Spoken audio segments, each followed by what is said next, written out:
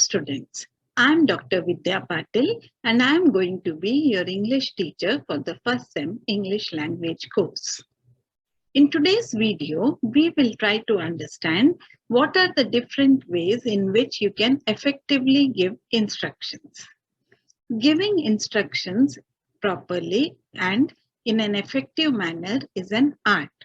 Each one of us needs to learn how to give instructions clearly and to the point so that we do not confuse the person to whom we are giving instructions. So, let us see how we can give instructions. Generally, when we have to give instructions, we use the imperative form. Now, what are the examples of this imperative form? That is, we can, for example, say, eat your vegetables, turn left and go straight. We can also use this imperative form to give a warning or an advice, and when we add please to it, it becomes a request. So, for example, when we practice English for 10 minutes a day, be careful. Please take a seat. To make the imperative form, we generally use the infinitive form of the verb without adding to it. For example, come here, sit down. Also, we can see that this imperative form is very commonly used in most instruction manuals. Generally, when we are giving instructions, we need to use sequencing words such as firstly, secondly, finally, in order to show the steps which or what is the process and what are the different steps. Let us now, for example, take up certain simple instructions to replace a light bulb. Firstly, turn off the electricity. Secondly, remove the light bulb. Then screw in the new light bulb. Finally, turn the electricity on and switch on the light. So, we can see that we have used certain words in order to show the sequence in which the steps need to be taken. We can also use after that instead of then, and we can use first, second instead of firstly or secondly. You can give certain extra help while giving instructions.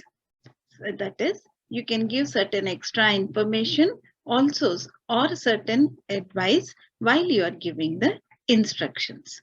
For example, remember to turn off the electricity before touching any cables. Be careful not to touch any live wires. Try to see if the light bulb is broken or just loose. Try not to touch the light bulb with your hands. It is important to make sure the electricity is off. It helps to wait for the light bulb to cool down before you remove it. Be sure to turn off the electricity before you touch the light bulb. Always wear gloves when you touch the light bulb. Never touch a socket with your hands. Let us now look at some of the useful verbs which you can use for giving instructions. Turn on or switch on, which means activate the power or electricity. For example, first turn on the computer. Turn off or switch off, which means deactivate the power or electricity. For example, turn off the lights when you leave. Take off or remove, that is, to detach something from another thing. For example, remove the plastic before you put the meal in the microwave. Take out, that is, take one thing out from another thing. For example, take the television out of the box. Attach or connect, which means putting two things together. Connect the wires. Check or make sure, which means be sure about something.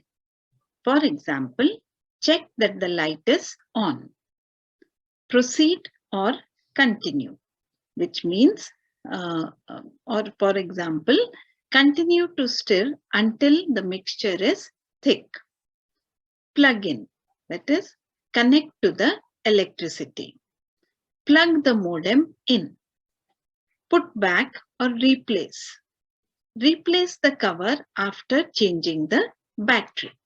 In this video, we have seen how we can give instructions clearly. So, we should remember that we always need to use the imperative form when we are giving instructions. Also, we need to use the right kind of verbs. Please make sure that you are using the right words to show the sequence in the process, that is, the various steps which have to be taken and in which order when you are explaining a process. I think this video will help you now to give instructions in a clear manner. I hope you liked this video. Thank you.